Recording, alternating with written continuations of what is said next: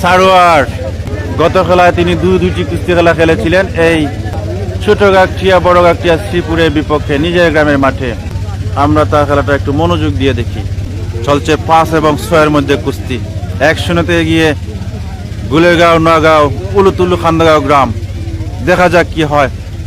এই মুহূর্তে খেলছেন উলুতুলু, গুলেগাঁও, নগাঁও, খান্দাগাঁও গ্রামের কুস্তি টিমের বেস্ট পারফরমেন্সকারী প্লেয়ার সারোয়ার, একেবারে কালো আন্ডার পরিত প্লেয়ার। দেখা যাক।